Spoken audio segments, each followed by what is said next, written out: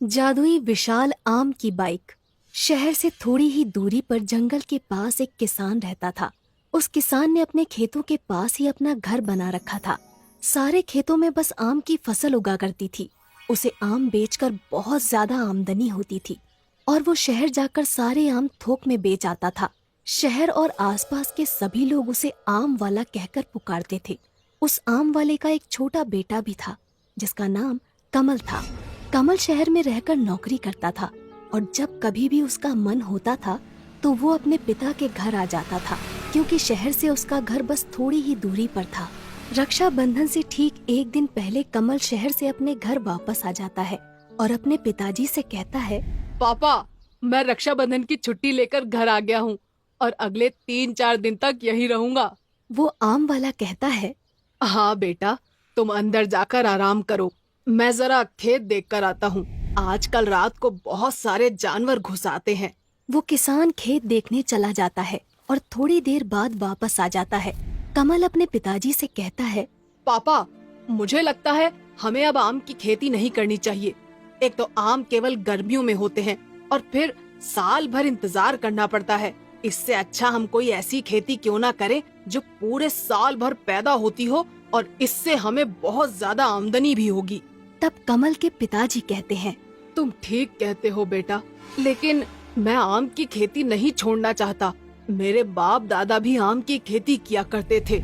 इतना कहकर कमल के पिताजी अंदर चले जाते हैं और कमल सोचने लगता है, अब पिताजी तो आम की खेती छोड़ने वाले नहीं। मुझे शहर जाकर कोई ऐसी दवा लानी होगी जिससे हमारे आम पहले के मुकाबले कई ज्यादा बड़े हो जाएं। इसके बाद रक्षाबंधन की छुट्टियां खत्म हो जाती हैं और कमल वापस शहर चला जाता है। इस तरह समय गुजरता जाता है और अब धीरे धीरे गर्मी का महीना शुरू होने लगता है। हर बार की तरह इस बार भी गर्मियां शुरू होते ही कमल शहर से वापस अपने गांव की तरफ निकल पड़ता है। रास्ते में एक बहुत बड़ा जंगल पड़ता था। कमल जंगल से गुजर रहा था कि तभी उसे एक पेड़ के नीचे संत महात्मा दिखाई देते हैं। कमल अपनी बाइक खड़ी करके संत महात्मा के पास जाता है और कहता है, प्रणाम महात्मा जी। कमल की आवाज सुनकर महात्मा जी अपनी आंखें खोलते हैं और कमल से कहते हैं, आयुष्मान भव। बोलो बेटा, क्या कहना चाहते हो? कमल थोड़ा हिचकिचाते हुए कहता है, वो महात्मा जी, मेरे पिताजी सालों से आम की खेती करते आ रहे हैं, लेकिन आम की खेती से हमें ज्यादा पैसा नहीं मिलता। आप कोई उपाय बताइए ताकि हम ज्यादा से ज्यादा कमा सकें। तब वो महात्मा जी ध्यान लगाते हैं और उनके हाथ में एक दिव्य जल की मटकी प्रकट हो जाती है। महात्मा जी कमल से कहते हैं, बेटा, ये जादुई दिव्य जल है। इस मटकी के अंदर तुम जो कुछ भी रख दोगे वो जादुई हो जाएगा, लेकिन याद रहे, इसका उपयोग तुम केवल एक ही बार कर सकते हो। कमल वो मटकी लेकर अपने घर आ जाता है और रात भर सोचता है कि उसे जादुई जल का उपयोग कैसे करना चाहिए। तभी उसके दिमाग में एक आइडिया आता है। अगर मैं इस मटकी के अंदर एक आम को रख दूं, तो वो आम जादुई आम बन जाएगा। फिर मैं उस जादुई आम की मदद से जो चाहे वो कर सकता हूँ। और कमल बागीचे से एक आम तोड़कर उस मटकी में रख देता है और सो जाता है। अगली सुबह जब कमल सोकर उठता है तो उस मटकी का दिव्य जल गायब हो जाता है और उसके अंदर वो आम ज्यों का त्यों रखा हुआ था। कमल को महात्मा जी की बात याद आ जाती है। इस जादुई दिव्य जल का उपयोग तुम केवल एक ही बार कर सकते हो। कमल उस आम को मटकी से बाहर निकालता है और अब वो आम जादुई आम बन चुका था। कमल उस जादुई आम को हाथ में लेकर कहता है, मुझे एक बहुत बड़ा आम चाहिए। और देखते ही देखते वो छोटा सा आम एक बहुत बड़ा आम बन जाता है जो कमल से भी ऊंचा था। ये देखकर कमल की खुशी का ठिकाना नहीं रहता और वो खुशी से नाचने लगता है। तभी उसे पिताजी की आवाज सुनाई देती है। कमल तुरंत उस आम को वापस से छोटा करके अपने बैग में छुपा लेता है और अपने मन में सोचता है, पिताजी तो बहुत सीधे साधे आदमी हैं। अगर उन्हें इस जादुई आम के बारे में पता चल गया तो गड़बड़ हो सकती है। मुझे यहाँ से दूर वापस शहर जाना होगा। और अगले ही दिन कमल शहर जाने लगता है, लेकिन इस बार वो पैदल शहर को जा रहा था। ये देखकर कमल के पिताजी कहते हैं, बेटा कमल, क्या बात है? इस बार तुम अपनी मोटरसाइकिल नहीं लेकर जा रहे हो क्या? तब कमल कहता है, नहीं पिताजी, मुझे अब इस मोटरसाइकिल की जरूरत नहीं। मेरे दोस्त के पास बहुत सारी मोटरसाइकिल है। इतना कहकर कमल शहर की तरफ निकल पड़ता है। जंगल में पहुंचते ही कमल अपने बैग से वो जादुई आम बाहर निकालता है और उससे कहता है, मुझे एक जादुई विशाल आम की बाइक चाहिए। और देखते ही देखते वो आम एक बहुत बड़ी आम की बाइक बन जाता है। कमल उस जादुई आम की बाइक पर बैठकर पूरे जंगल का चक्कर लगाता है और आज उसे बहुत मजा आ रहा था। तभी अचानक जंगल में हाथी आ जाते हैं और कमल के पीछे पड़ जाते हैं।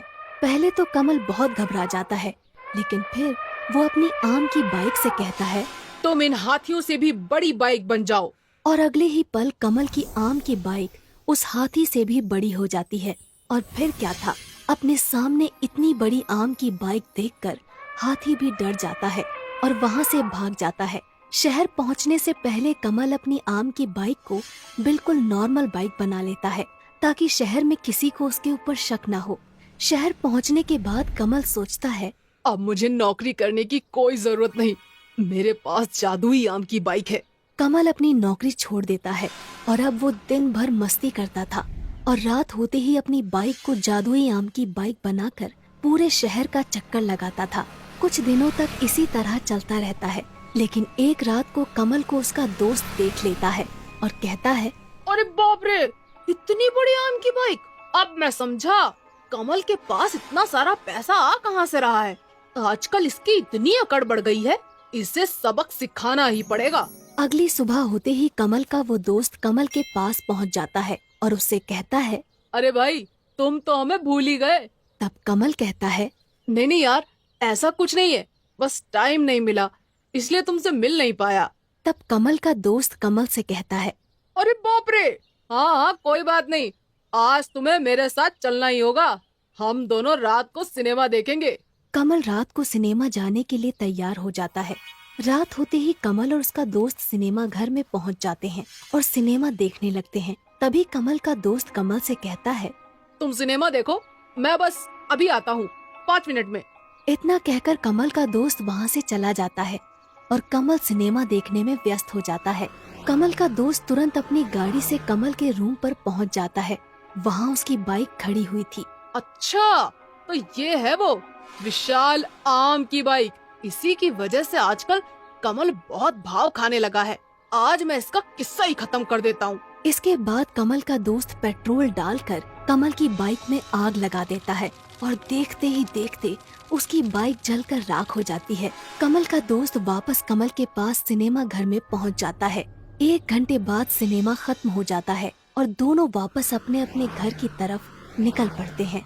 कमल जब अपने रूम पर पहुंचता है तो देखता है कि उसकी बाइक जलकर राख हो चुकी थी। वो रोने लगता है और कहता है, मेरी जादुई आम की बाइक ये तो जल चुकी है और मैंने तो नौकरी भी छोड़ दी है। अब फिर से नौकरी करनी पड़ेगी। इसीलिए कहा जाता है कि चाहे जो कुछ भी हो, हमें अपना कर्म छोड़कर आलसी नहीं बनना चाहिए।